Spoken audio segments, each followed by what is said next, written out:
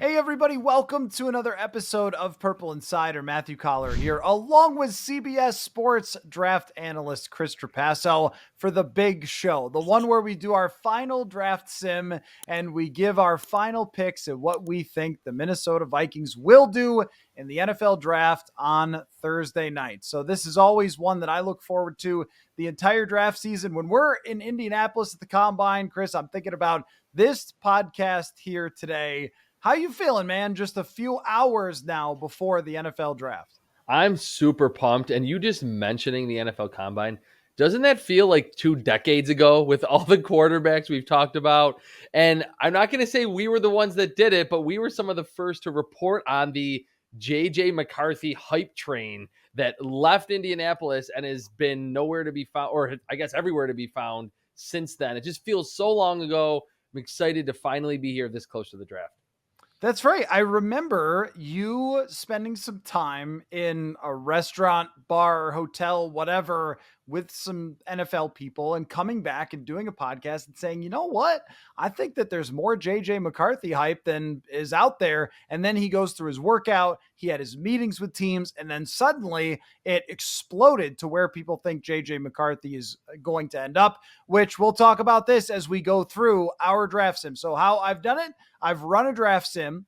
I made my picks already for in this scenario what would happen. And then you're going to, as we go along, give your analysis and what you would do as the Minnesota Vikings in each one of these situations. So that is how we're going to do it. So I'm just going to get right into it. The first overall pick in this draft sim using PFF's mock draft simulator is a total shocker. Caleb Williams to the Chicago Bears. There is at this point no mystery, no disagreement whatsoever. Caleb Williams will be the number one pick. We agree with that, Chris?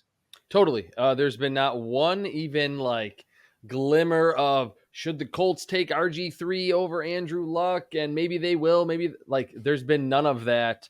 Their GM Ryan Poles didn't necessarily say it's locked and loaded, but I feel like the commissioner or maybe someone like involved in the league is like, GMs, please don't just say what you're gonna do like 2 days before the draft.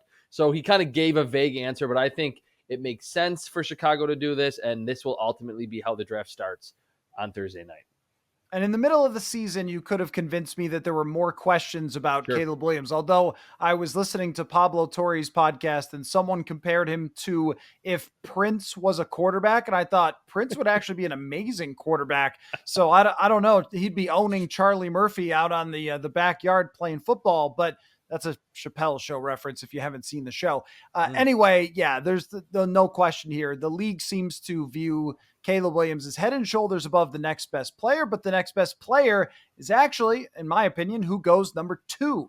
So we have talked about Drake May a ton as a fit for the Minnesota Vikings. I just read a story 5 minutes before we came on here about how Washington's not leaking what they're doing to anyone, and they're doing a lot of interesting stuff in their approach. But in this draft simulation, they do not take the player that everyone thinks they will. They take Drake May instead at number 2 overall. And I believe, Chris, if this happens, then the Minnesota Vikings might take their hand off the button, which is what I did in this draft simulation, that I waited, and you could put it on super slow mode before deciding if you want to make a trade. Sure. I waited until number 2. Once they took Drake May, I was like, now I'm not going to swing that trade with the New England Patriots. If you were the Vikings in this situation where Washington takes Drake May number 2, how would you approach now getting a quarterback? I think that exact phrase, taking your hand off the button, or maybe putting down the phone and not having Kwesi call the Patriots at 3. The connection to Josh McCown that we certainly referenced at the Combine, that he coached him in high school. We both love Drake May. We kind of went over his best game, his worst game, but can see the upside, especially in Minnesota. What I will say about this, it's like, again, last year, I think Steve Palazzolo from PFF tweeted that like a year ago, the week of the draft, like Will Levis was the odds-on favorite to be like the second pick in the draft, or certainly if not second, going to go to the Colts at 4. Like that was a foregone conclusion, right? So I think this year we've all kind of talked ourselves into Jaden Daniels at 2, which this is not to say that I think he's a terrible prospect, and in no way, shape, or form should he be the second pick. But it's not as though the Commanders have gone about it and like not had Drake May in for a visit and only been at the LSU Pro Day. Yes, they've been tight-lipped, and their new GM, Adam Peters, has said that they're not going to really leak anything, obviously, or they're not going to indicate one way or the other. And they had that kind of, I don't know if it's famous or infamous, but that group quarterback meeting where they go to Topgolf, where they have them in for a visit, all of them to kind of keep people guessing. I don't think we can totally rule this out. And I kind of like that the PFF draft simulator will occasionally send Drake May to 2, because I don't think it's locked as much in as Caleb Williams to the Bears at 1. Yeah, I mean, I 100% agree. I think it's a total coin flip between Jaden Daniels and Drake May at number 2. And I do keep going back to when we started the college season, we thought it was locked in. Whoever was 1 and 2 was taking Williams and May, and then it's a free for all for the rest of the spots. We may have been right when we had less information as opposed to seeing these guys play this year. And I mean, I think about this. You made a TikTok or something about how you thought people should keep an eye on Jaden Daniels at the beginning of the college season. And I don't remember anybody even retweeting it. I think that it was like, whatever, this guy from LSU is not even really a big prospect. And then he emerges, but in the eyes of Washington, we don't know if he emerged as high as Drake May, who's been at the top seemingly really since the end of the 2022 season. So this would not shock me in the least. I think Vikings fans would probably have their hearts broken a little bit here because they've got eyes on Drake May. But the next question then becomes at number 3. I chose not to trade up for Jaden Daniels at number 3. And he was taken in this simulation by the New England Patriots as the 3rd overall pick. Should the Vikings send it all for Jaden Daniels? I wouldn't. He is my number 3 quarterback, and I have like a top 5 or 6 grade on him, but I think there are those concerns. We've talked about it ad nauseum, but I'll say it one more time. Pre-draft, pressure to sack rate, lacking spatial awareness, maybe not keeping his eyes up quite as long as you would want for a quarterback, especially one who's athletic and does have a good arm. And I think it would... What's interesting, though, is that because we've all almost written in pen that it's going to be Jaden Daniels to the Commanders at 2, I would understand if Vikings fans would be livid if then with him falling, the Vikings didn't jump on that. And I'm sure you would hear it on the broadcast like, oh my gosh, like the Vikings or the Broncos or whichever team didn't trade up for Jaden Daniels. They're getting this thrown into their lap, the locked in number 2 pick, when, like you mentioned, I think it is more of a coin flip. And in terms of which prospect is better, I like Drake May more. So this would not totally surprise me, and I wouldn't necessarily sell the farm for Jaden Daniels. Now, it doesn't happen in this draft sim, but if he were to fall to 5, 6, 7, 8, then I could understand it. But multiple firsts, multiple early picks, he's just a little bit too scary for me. The 2 that I like the most, Caleb Williams, Drake May.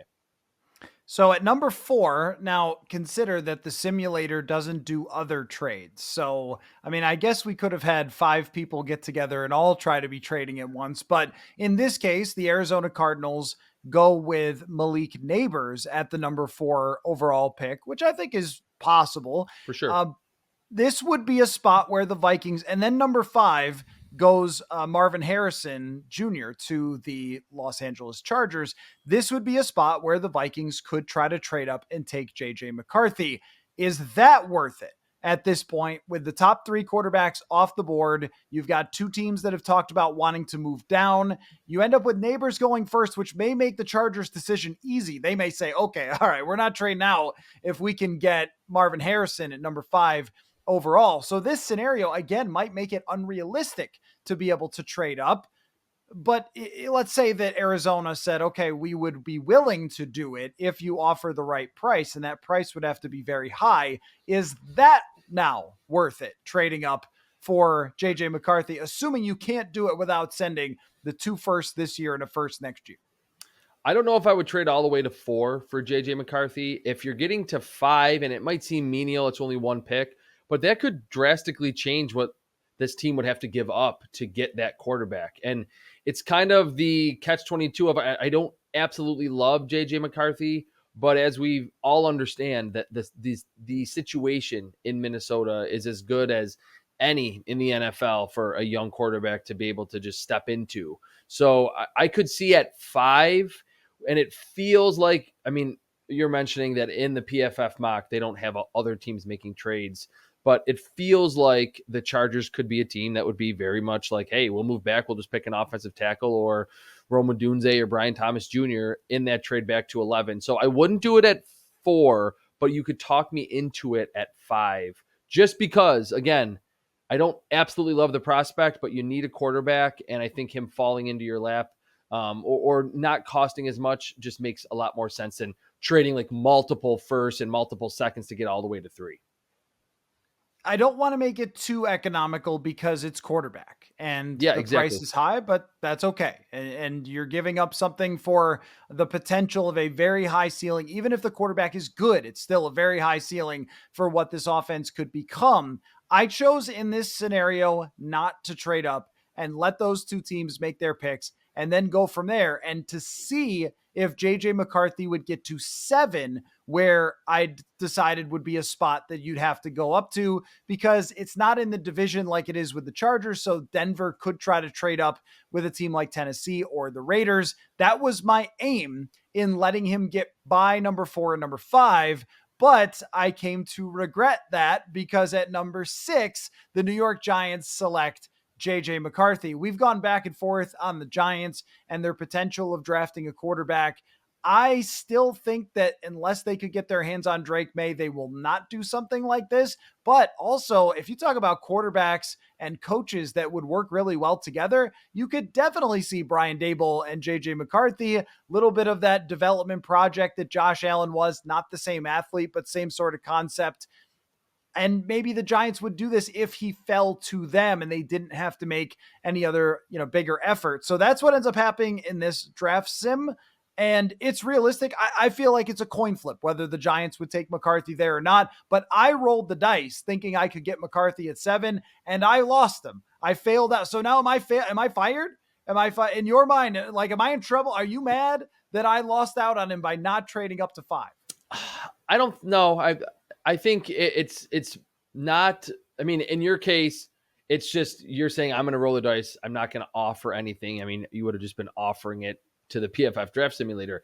I think what's more realistic is if JJ McCarthy's there at 4 or 5, or as the Giants are going on the clock, that Kwesi will make those calls. And what we have to realize that is a pretty distinct possibility. It's not guaranteed, but it's distinct that they could just be too costly to trade up, that they could get back that call and say, look, we want 11, we want 23, we want next year's first, we want a third, we want a player, and the Vikings just say, look, that's too much to give up. We've talked about for years now that this new regime is not, I mean, this draft more than any other in the past is understanding how important it is to just be competitive, and they're not pressing the reset button. So I think that Kwesi, his understanding of analytics and trading down and getting more draft picks, would maybe make offers, and probably will, for quarterbacks, but ultimately might just be too costly, and that he could have maybe more of a leash in terms of what he's willing to do, because like you mentioned, it is a quarterback,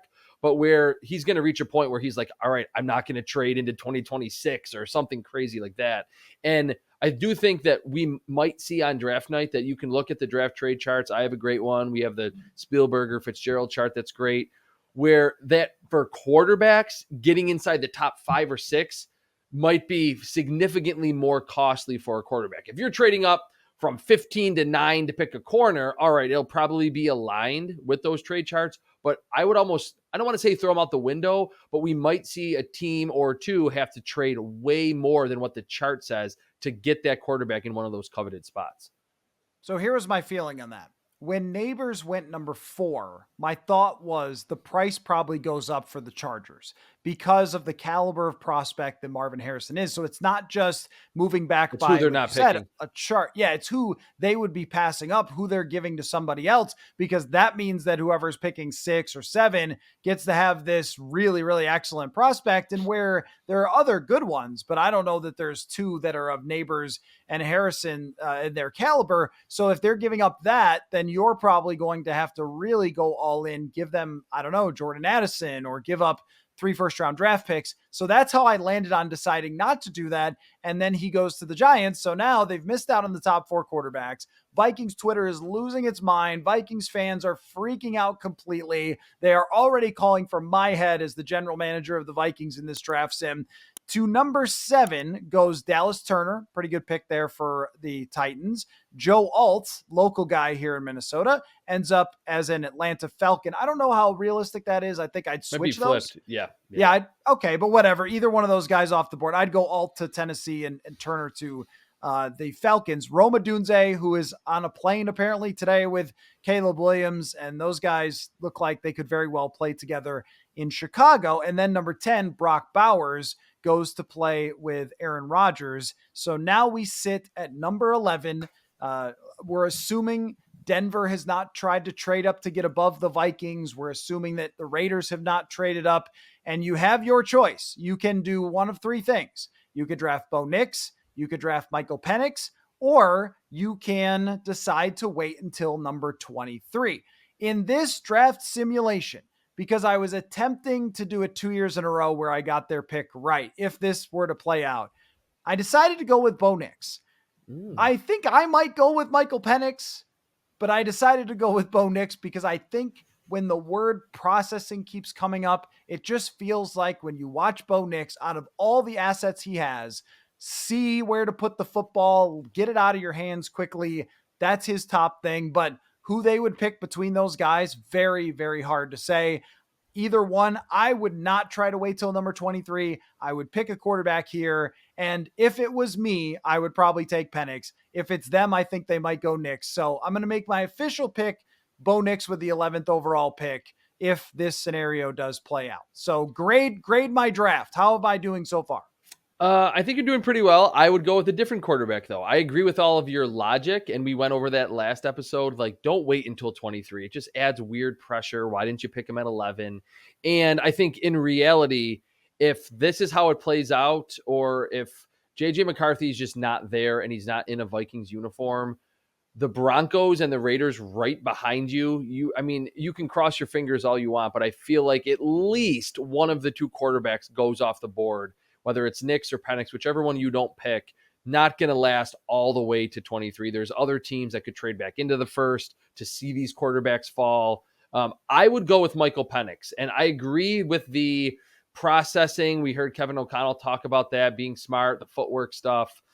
I feel like there's just more explosiveness possibility or potential with Michael Penix. And I'm not going to say I'm not a footwork expert when it comes to quarterbacks. Kevin O'Connell knows a lot more about that than I do. Josh McCown as well. But I feel like this is not someone in Michael Penix who's just totally raw inside the pocket and just has to get rebuilt like Tim Tebow when he was a first round pick in 2010. So I'm going to go Michael Penix. And we do have to say for the record, last year, I went Nolan Smith. You went Jordan Addison. You not only hit, but you hit on a really good player who was awesome for the Vikings last season, even after Justin Jefferson went down, really took over those wide receiver 1 duties and was great. So I think we both have the same idea, the same draft logic. Didn't trade the farm, still have that extra pick in the first round, which is super valuable. I'm just going to go Michael Penix at 11 to just instantly plug into the offense. I think by the end of last year, you could have called it a obsession with Jordan Addison as the pick. And when they did it, I was like, wait a minute, they actually picked the guy that I thought they should pick. I don't know that that's ever happened before. So that was fun last year. But in this case, yeah, it's a toss up to me. I'm trying to put myself in Kevin O'Connell's shoes and think about the risks of taking Michael Penix. Maybe some of the details on routes of he's not the most flawless with his accuracy and his execution, but is, a great deep ball thrower. But how much of the NFL is actual deep balls? There might be something like that in there. Also, if you're really pushing all your chips to the middle of the table, somebody's injury history does matter. I mean, I know that Michael Penix is going to say, hey, give me all the MRIs you want. Here's other players who tore their ACLs, things like that. But we're talking about someone who Kevin O'Connell wants to call his future franchise quarterback. And I'm leaning just a shade toward Bo Nix because of that. But I think if it was me, I would probably go Penix based on what I know and what I see from him. But Sure. man, I mean, like who would know at that point, like which guy they're going to pick? That's all dependent on what they see and how they feel the guy's going to fit in their offense. Yeah, what I wonder here, and I kind of alluded to it with my last answer, and maybe you're probably the perfect person to ask this. I know that the Vikings, and they've been very open about like this, we've been targeting this draft class for a year. They get the extra pick. I truly wonder how much they're willing to give up. How, like, and this sounds like there's a negative connotation, but how desperate are they to get a quarterback, a top tier, let's say one of the top four, or how much is their GM with vast analytical background, super smart, super articulate, understands all the trade charts and how beneficial it is to trade down and accumulate extra picks, and did it in the first round 2 years ago. How much he's going to say, look, like, yes, Kevin, yes, Josh, I want to get us a quarterback too, but we know that this is ultimately a role at the table for any of these quarterbacks. And if we miss and then we have no picks, then we're definitely fired. We're not going to be good. We're not even going to be competitive to get another chance at it. That to me is more so of like which one they will pick. I guess we'll see very soon. How aggressive are they? Is there going to be more of a situation in Denver where I think their GM, George Payton, should be on the hot seat? But how aggressive are they willing to be? Are they willing to trade like Patrick Surtain, like we've heard is rumored to get into 2026 with a first round pick? How aggressive are the Giants? And then could we maybe see more of a methodical and more cool approach from Kwesi saying, look, like, I want a quarterback badly, but I'm not going to go like berserk with this for a JJ McCarthy or someone who's not a finished product. And I think this exercise really kind of forces that question out of me, because I think if it's not Drake May available at 3, then that in the war room, they will kind of have to finally make that decision, whether it's coaches versus GM, or the GM just says, look, we're not going to trade the farm for someone other than either Caleb Williams or Drake May. Well, yeah, and that's something I've thought of quite a bit through this entire thing, which is how much is it worth to them to trade for McCarthy? That's the hardest decision. And Yes. that's the decision I ran into here. And I made my choice thinking that, the difference of prospects between someone like Bo Nix and JJ McCarthy, at least in my opinion, is not that much. Now, in the draft boards are totally mixed. If you look at Arif Hassan's consensus draft board, there is not that huge of a gap. I think McCarthy's in the 20s for I have his him in the 20s consensus big too. boards.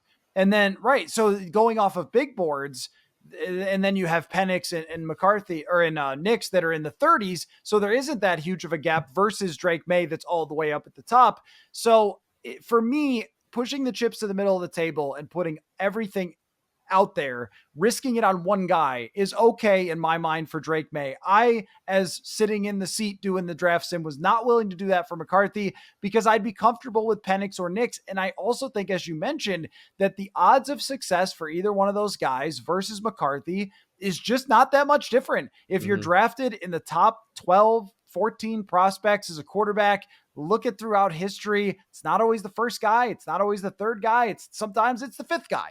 In the case of Lamar Jackson, the fifth guy is a 2-time MVP, and that is very influential to me. And also I like their resumes. I like their fits. So I was comfortable with staying at 11 and deciding to make that pick. Yeah, one last point on this, and I will get in my obligatory mention of the Bills here. I've done a million radio spots and podcasts. Who should the Bills pick? Which receiver? Do you like him? Do you like him?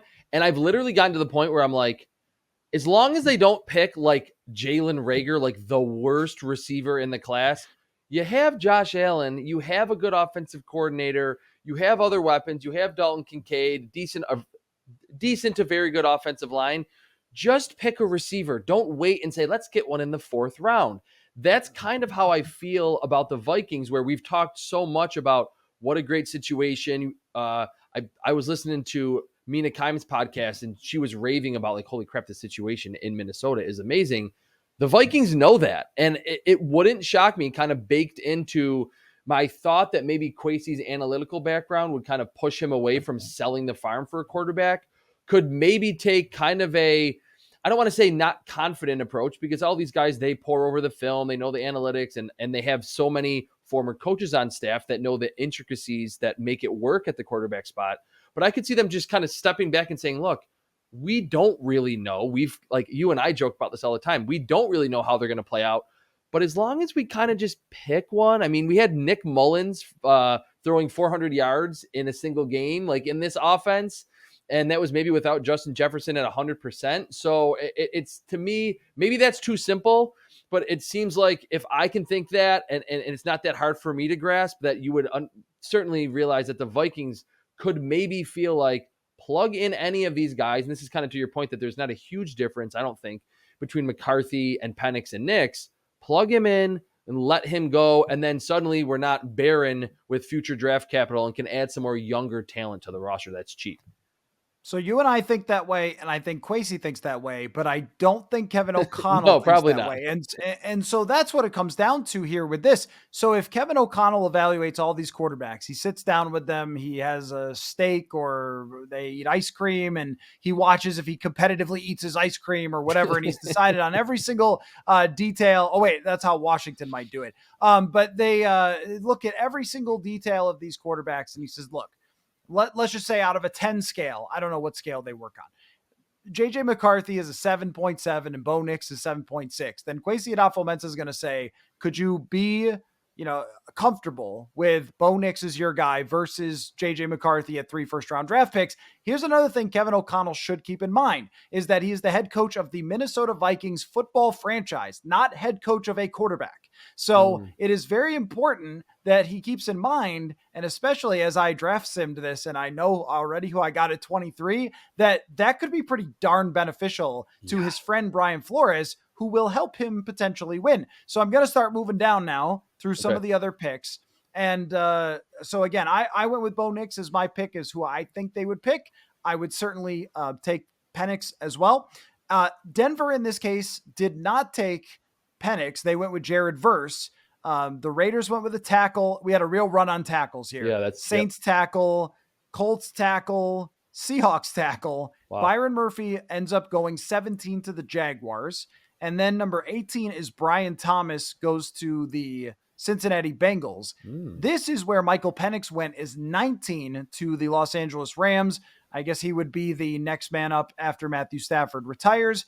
Quinyon Mitchell at 20, Terrion Arnold 21, Cooper DeJean at 22. So we've now seen my favorite defensive interior player, Byron Murphy, go. 3 corners that I would have been pretty happy with, and I am left settling for at number 23 with an incredibly productive defensive end / outside linebacker in this defense, Laiatu Latu, with the 23rd overall pick. And I got to say, I was very proud of myself. In fact, I may have fist pumped. I may have been a little like, I just got one of the best edge rushers in this entire class with number 23 overall, somebody who had 13 sacks last season, tremendous pressure statistics, very, well considered technical defensive pass rusher. So now Andrew Van Ginkel can move around. You can have him locked in with Jonathan Grenard for years.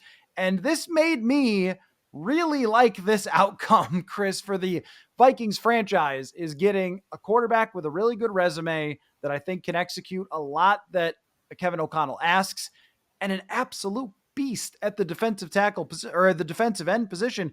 I believe he's the second edge rusher off the board. Yes, third, because Jared Verse and Dallas Turner, the third edge rusher off the board. Not something you normally get with the 23rd pick. So now grade me, Chris. Yeah, that's an A. Absolutely. I mean, he's my number 2 edge rusher. The only thing is just like the past neck injury, and he's a little older, doesn't have crazy long arms, and that's ultra nitpicking because back-to-back years, his pressure creation rate was like around 20%. That's crazy high. That's like Micah Parsons level. He's big. I think to your point, as you're saying this, I'm trying to think, all right, who am I going to go with? But that specific point of with Latu, and then what that would do, the ripple effect to Andrew Van Ginkel, who can really align anywhere and kind of be an A-gap blitzer or rush off the edge or stand up, move all around the formation. I think like that impact on another player would make him more enticing than someone like, say, Johnny Newton from Illinois, who didn't work out during the pre-draft process. And I've been the biggest advocate and biggest believer in this edge rusher class is a cliff. After round one, you're really, I mean, to me, hearing some names that might go in round two, I'm like, man, you are really like just pushing these guys up because of the positional value. And I'll say too, segue there, perfect positional value. You get the number one most important position on the field at 11, and then the number two or number three most important position at edge rusher, the guy that gets after the quarterback in lot two. I was going to go different just to keep the tradition going to pick someone different than you, but that would just makes way too much sense for me. If Johnny Newton had worked out and tested similarly to Byron Murphy, some people think he would have been similar, but I could maybe be forced to make that pick because I do think they need defensive tackle as well, and he can get up the field. But it's where the draft navigation has to come in, where you look at the rest of the defensive tackle class, and even third, fourth round, a lot of better names than there is at the edge rusher spot. And again, after Latu, there's Chop Robinson and Chris Braswell, maybe. I'm going to go with Latu as well. Ripple effect on the defense. He's a little on the older side, but it is a plug and play type of position here for the Vikings to get a quarterback, and then Latu at 23. So other potential options would have included Nate Wiggins, the cornerback who is very undersized from Clemson, 173 pounds. Wow. I don't know if and that he's like gels. 6'2". Yeah, so I don't know if that really gels with what Brian Flores wants, although he can play man coverage extremely well. Yep. I just don't expect him to be able to tackle anyone at the NFL level.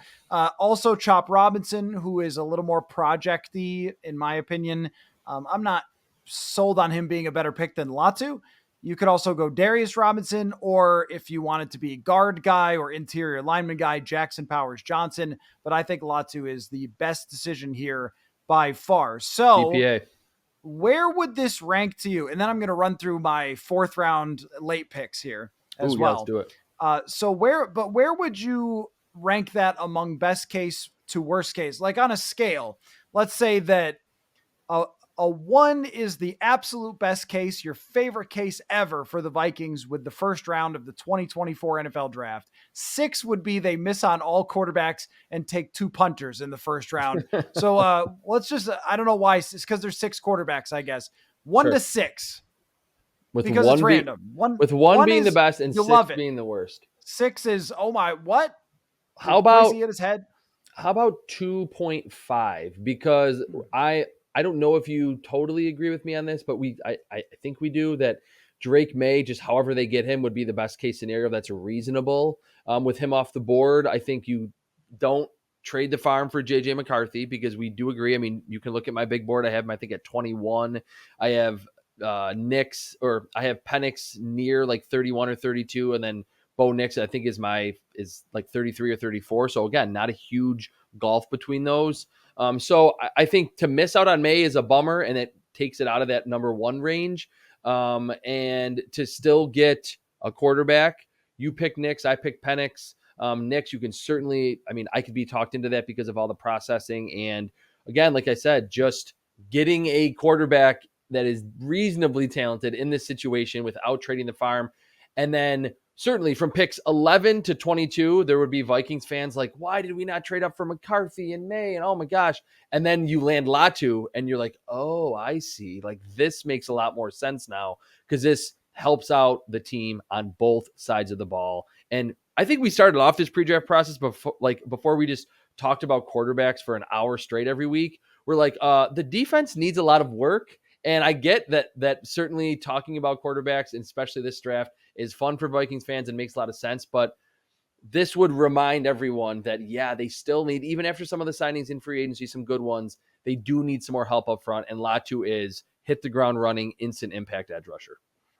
I like 2.5 because it's not that hard to think of something that could be better. Let's say Drake May gets to number 4, and then you have to give up a little less, or number 5, and you have to give up a little less, or McCarthy falls to 11. That's under the assumption that they rank quarterbacks the same way that the outside world does, which who knows if that's the case. I think we know that the NFL is going to like Caleb Williams, and then the rest is really up to all the teams making those picks. But let's just say if they had McCarthy as QB4 over the other 2 guys, then getting him at 11 would be ideal. Yep. What I would really be fascinated by is if three of them were on the board at number 11. Mm, If it was Nix, Penix, and McCarthy, I think we all assume the outcome, but I'd love to see how that would play out. That's probably another like A1 yes. potential outcome. But right after that is being able to pick a quarterback that has a really good resume and then somebody at 23 where I was just like, I can't believe I'm getting this guy. But I think no matter who you get, you're going to go, I can't believe I'm getting this guy because Exactly. there's so many good defensive players in this first round. Yeah, and what I think the over under, which I don't bet on the draft, but I saw the over under for offensive players in round one is set at like 21.5. So if you're the Vikings, you're like, all right, we knocked out the quarterback need. We're all like kind of breathing a sigh of relief. We're gonna get a good defensive player, whether it is like in this mock where Latu falls to you, or maybe like barely any of the corners go off the board, and you can pick Terry and Arnold from Alabama, who's a plug and play, instant impact corner. It's kind of a good alignment in terms of where they pick 11 and 23 and where the board is seemingly going to fall. The last thing I'll say is that, I mean, you know this, I know this, but it's still like you have to remind yourself of it every year. I said it earlier that Will Levis was an odds-on favorite to be a top 5 pick. Back in 2014, Teddy Bridgewater was maybe going to be the first overall pick. He's the 32nd pick. There was such a divergent opinion on Lamar Jackson. Until the day of the draft, I was in Dallas my first year at CBS. It was either it was probably Sam Darnold to the Browns at one, but maybe Josh Allen. And I remember waking up and going to AT&T Stadium to do a video with Pete Prisco, and he's like, it's going to be Baker Mayfield. I'm like, no, it's not. Sure enough, like all of his sources were like, yep. I think at that point, Hugh Jackson was like telling everyone what they were going to do. So even though we're so close, we still don't know. Like Drake, Mac Jones went a lot later than expected. Justin Fields as well. So any of those last scenarios that you represented, like, hey, maybe like JJ McCarthy, Penix, and Nix are there. It seems right now like no way that's going to happen. He's going to be gone. We still haven't seen quarterbacks go 1, 2, 3, 4, and a lot of mocks have that. Don't be surprised if something completely off the board ultimately happens when the draft starts on Thursday. I'm sticking with it. I'm going to keep mentioning it. McCarthy at 11, not having to give up anything is the hot take pick. It's not what happened in the draft simulation, but it's the one I'm sticking with because if it happens, I will feel great. About my, I don't know when I came up with this. Maybe when his draft stock went too far for me to think it was realistic. It was like, wait a minute, this has jumped a little higher than I think it should. What if where it seems overly inflated, like it's not real? What if it's splitting the difference? What if it's actually higher than the draft boards, a lot of big boards that analysts have, but it's because if you were to say, Arif Hassan brought this up when he was on the show. He said that if someone tells you, hey, the Vikings are higher than most people on McCarthy, but if most people thought that he was a back end of the first round draft pick, then there you which go. is what then actually at 11 would be higher than most people. Yes. So anyway, I'm going to try that out and he'll go number 4 and I'll go, what are you going to do? So here's the rest of my draft. I had a little fun in the 4th round plus. And you let me know if you don't know any of these players because I didn't either. I just pulled up their PFF pages and went like, oh yeah, that looks good to me. So let's see. Aeneas Smith from Texas A&M. Is that how you pronounce his name? Yes. A wide receiver. Looked to me like a kind of a running back wide receiver hybrid. Put him in the slot. Get him the football, maybe playmaker, could potentially, hey, the kick return is back, could potentially be a kick returner. But I think they do need another wide receiver in this draft to add to the competition that they have. And it's a deep receiver draft. So 4th round wide receiver, Aeneas Smith, sounded good to me.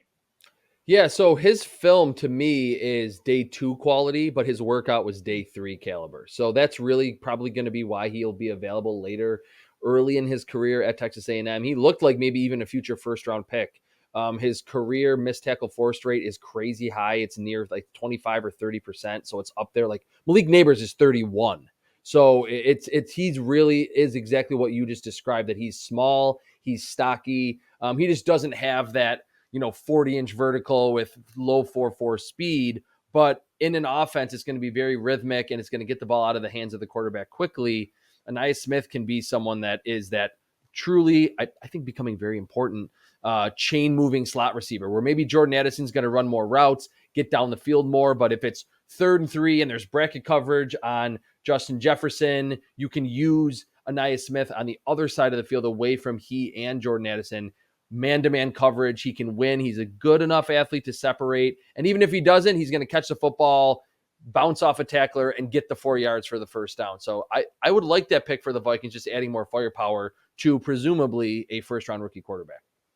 Look at me. In past years, I spent time looking at later round picks just to know who I kind of thought might be interesting. Or we had the intern do it, who turned out to be a genius, and picked Ivan Pace Jr. as her favorite late round pick. I don't know. That's why she's in the NFL now. But in this case, I really did just look at the data and say, all right, well, who kind of looks He's got interesting good to film. me? He does. But my next pick at 129th overall, I actually did see play football, and he had an incredible game. So I went, all right, I'm picking this guy. That would be Muhammad Kamara out of Colorado State. When he played Colorado, he ate them alive.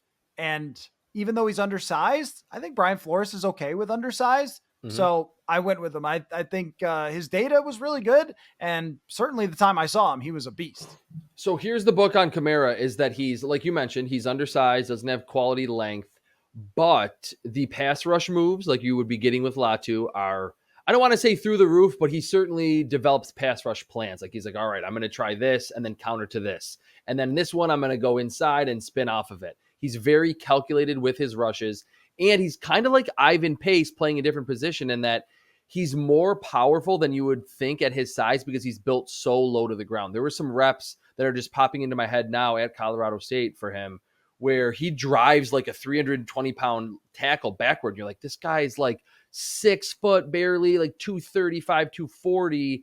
And it just has a low center of gravity. The one concern that I have with him truly just overall, and this is kind of more analytical, is that he's 24 and he turns 25, like I think like early. He's a 1999 birthday. So it's a little scary. Like this guy's literally was in college forever. So are we getting just a finished product that has literally no upside whatsoever? And was he just beating up on younger players? The one thing I will say, though, is everyone was old in college last year. So it's not like a 24-year-old playing against all 19 and 20-year-olds. Everyone took that COVID year. I think he had an injury early in his career and transferred.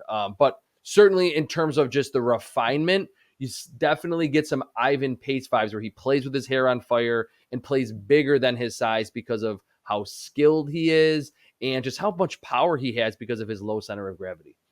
I really think that for a couple of years here, we're going to have to throw out the whole age thing. We're just not going to be able to consider it the same way we did last year. I saw that, I think it was Jason Lisk put out the older quarterbacks and how they performed in the NFL, guys who are over 23 years old or something. It's just a different world. It is. Because if you were Ryan Tannehill doing it, who was a converted wide receiver, I think that's different than last year where your competition was 23 and 24 years old as opposed. So Kwesi Adofo-Mensah compared it to a minor league season where it was something in between. And that's just what COVID did to college football. And eventually it'll go back, but not right now. I'm going to give you some other names here. You tell me if anybody stands out. I am absolutely taking that punter from Iowa. I am doing it. This guy, Torrey Taylor, punted the bejesus out of the football in ways I've never seen someone do something to a pigskin before. And I actually think it's worth it because one, the guy's going to play. So you don't, if you draft a corner in the fourth, you don't even know if he's going to play, but you know, this guy's going to play. Instant starter. And if you get 5 extra yards every single time you punt the ball, and you punt the ball 50 times in a year, what is that versus a random other position? I actually think that, of course, kickers are not worth it. That's been proven. That's been analytically looked at. I think a punter who's okay is not a good idea. Just let's take one that we kind of like. A historic punter, someone who is better than anyone who's ever done this in college, I think. I would do it. I would do it in like the 5th round. So I decided to take the punter. Am I crazy for taking the punter out of Iowa? I'm not a huge fan of picking punters or kickers, but your argument for taking a punter, I mean, kickers to me, like you mentioned, there is no rhyme or reason. Like they can have great seasons, bad seasons, good seasons. They can kick till they're 40. I would almost never pick a place kicker, but Taylor is the consensus top punter in this class. I will admit I have not watched a ton of his punts, but I know he has a big leg and he's very good at. But Iowa game, I was gonna say that was my next sentence. Is that in watching the college football season, it was like a highlight outside of Cooper DeJean. It was like a highlight when it was like, all right, it's the 8th third and out for the Iowa offense. Here comes Taylor, and he booted a 65-yarder. Certainly think that maybe, again, the analytical approach from Kwesi Adofo-Mensah would be like, hey, look, we could gain this many expected yards or, change EPA a little bit with just starting field position. And yes, it would be an instant starter. So, it does feel like that he will get picked, and it's not going to be like with one of the last picks in the draft. He could go 4th, 6th round range is what I've heard. If you add up how much the Vikings lost last year by Ryan Wright not being a good punter for them, it's convincing. So here's some other guys that I took. Kalen King, cornerback. D. Kamarian Robinson. That's an interesting name. Isaac Gerardo, the running back from Louisville, who had that insane NFL combine. That was literally the only reason I took him. Solomon Byrd, the edge rusher out of USC, and Dylan McMahon, a center from North Carolina, just for all the interior offensive line people. I thought if I walk out with a center, there's going to be riots, or without a center or a guard, there will be riots. So those were my guys late in the rounds. All right, I'll go rapid fire through these because I have watched and evaluated all of them. Kalen King was, if you look back on way too early 2024 mocks after last year's draft, Kalen King was probably in the first round. He just had a really bad 2023 season at Penn State. The athleticism is there. He's kind of smaller, tried to play on the outside. Marvin Harrison Jr. kind of lit him up a little bit, but certainly has the talent. Like in his second to last season was very good. So that would make sense for the depth. DeCamarion Richardson from Texas A&M is like, he would be the size, speed, athleticism, raw specimen. I don't remember exactly what he ran, but I'm pretty sure he had a big time combine length. He kind of like Cam Dantzler, but faster than Cam Dantzler was, obviously. Dylan McMahon from NC State is kind of a Garrett Bradbury type. He's not very big. I think he was under 300 pounds at the combine, but super athletic. Like he and Tanner Bortolini from Wisconsin had crazy workouts at the center spot. And Isaac Guerendo, I think there was one other guy that you mentioned. Isaac Guerendo is not going to make a lot of guys miss. But, like you mentioned, the big combine from him ran sub 4.4 and is just hit the front side of his own stretch play. If there's any space, like goodbye. Like he's that fast. And he's not little. He's like 6 foot 220. Like he's a big back that has freaky speed. So to me, someone that literally owns a shirt that says do not draft running backs in the first round, and I think they should go way later. Like he's the type that you pick 6th or 7th round and just say, if we block it well, he can maybe hit us. He can have a 4-carry, 50-yard game where all of his other runs go for negative yards, but he hit a 40-yard run for us or whatever the case may be. Like that's valuable to get the return on investment at a running back spot on day 3. The other guy was Solomon Byrd. Solomon Byrd.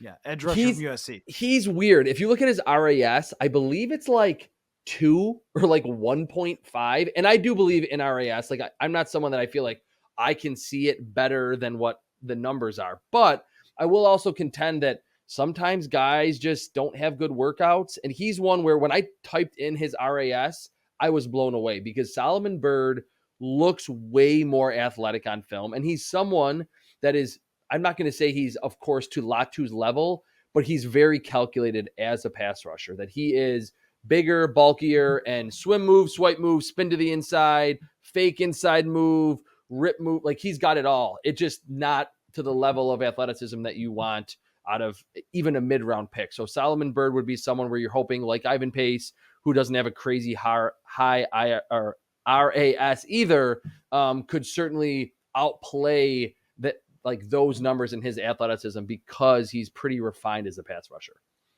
I just want to point something out. I didn't tell you any of these players before we did this. I told you none of them. These are guys that I was draft simming in the 7th round, and you got the full breakdown and watched the film. This is why you are the Purple Insider official draft analyst, because I just did this draft sim and I was like, hey, I'm not telling you how it went because we're going to do it live. I was just hoping that I watched all of them, and I did. And you had analysis on every single one of those guys. So that'll be fun if they end up with any of those late round picks, just guys who mostly statistically, whether it was their combine or if it was their production numbers, Yeah, stood Burge out to was me productive. Yeah. from the Yeah. rest of the class. So I decided, hey, maybe that's where Kwesi Adofo-Mensah would look. He might draft none of them. He might draft all of them. I guess we'll see. But here's what I want from you. We are under 2 days left to go, under 48 hours, I think, or just about as we're recording this, 48 hours to go before the NFL draft. You and I have done this show every single week. We've talked about every single scenario, every situation. We've broken down the quarterbacks in 47 different ways. Yes. I just want your final thoughts. Your final thoughts going into it. How are you feeling about where the Vikings stand, the draft in general? What is the number one thing that's on your mind as we head into the NFL draft? All right, this is going to seem like I'm just placating all of the listeners and you, but I really think the Vikings are in a great spot because for everything that I mentioned at the beginning, that we're not totally sure that Jaden Daniels goes to, I don't think anyone's going to be surprised if he's the second pick. And then at that point, if Drake May's there at 3, 4, or 5, they have the ammo and they don't necessarily have to dip way into the future and give up a lot in 2025 beyond the 2 picks that they have in this year's first round. And then on the flip side of that, like we saw in this draft sim, if they do want to stay put, they can pick a quarterback at 11 and then probably get a premier defensive prospect who in basically any other draft class, there's no way that Laiatu Latu would be available at 23, or Byron Murphy or Johnny Newton or one of the top corners. So you could be talking about the 4th or 5th defensive player overall off the board at 23. So they've really positioned themselves well to either get the guy that they really want at the game's most vital position. And I do think that Drake May would be the best fit. And I think for us, if it's Drake May, I think we're going to be like, duh, the Josh McCown connection. How did we not just write that in pen instantly that he knows Drake May? He's known him for years. It just makes sense. Whether it's him, whether it's someone else, I think if that's the route that they go, great. If not, we just saw how they can sit or stand pat, sit there and still pick 2 quality players, get the quarterback at 11 and then someone else at 23. My final thought, and I'll do another live stream before the actual day. So Wednesday night, I will do one and get fans' feelings on it. But so I don't get nervous for things that happen to the Vikings because I'm going to be doing this no matter what. I've just never felt that way, but I do get very anxious, like when it comes to games. So when I fly into Philadelphia at 2 p.m. and it's a night game that starts at 8 o'clock local time, those 6 hours are like, is it going to get here? Is it going to get here? I felt like that for about 6 weeks. For the moment that Kirk Cousins decided that he was going to sign with the Atlanta Falcons, I want the answer. I want to know the answer very, very badly. Whatever it is, then we'll cover it from there and we'll go forth. But I really want this new information. I want to know who they like. I want to know who the league likes and doesn't like. And I want to know who falls. And I really wish this was 2 weeks ago, but we're here and it's incredibly exciting for Vikings fans. More so, there have been other years where we've been talking about, well, do you draft a safety? Do you get a guard? What should they do? So much more fun this year. Yeah. It's been like no other for you and I. And next year, if they trade their first round pick and have no second either, we might not do a draft show. I don't know. You might have to find a Patriots draft show to go on every single week after that. So thanks so much for all of your time. We will do one final episode between you and I to, of course, break down what happened next week. So I won't give you the big thank you speech, but I always go into this feeling 50,000 times more prepared because of you. And I know the audience feels the same way. So thank you so much for all of your hard work on this show, Chris. And one more show for us after this, and then we'll know. So thank you so much, man. No, thank you. It's been a pleasure being on the show, getting to really intimately learn about another team besides the Buffalo Bills. I mean, I certainly have to know about the entire league for my job, but being here in the Western New York area, I certainly know the Bills the best. But I know a lot about the Vikings now, and it's fun. And I want the information too. I want to see what they've had up their sleeve this entire time. And honestly, league-wide, I want to just remember back and think, oh, that was BS. That rumor was BS. That rumor was BS once the draft actually gets here. And then for as fun as this one is, I love our traditional draft sim and the fact that you're usually pretty good at hitting what they're going to do. The one next week where we get to run through all of the draft picks, and in 2 or 3 years, I'll either look stupid or I'll kind of call out like Ed Ingram is kind of a weird fit. I don't understand it. Or I didn't like Justin Jefferson and he becomes the best receiver in the league. Things like that. I love getting to all those breakdowns. I can look at my scouting grade book, look at my grades and say, look, I had him in the 4th round. They picked him in the 2nd, or I had him in the 3rd and they picked him in the 7th.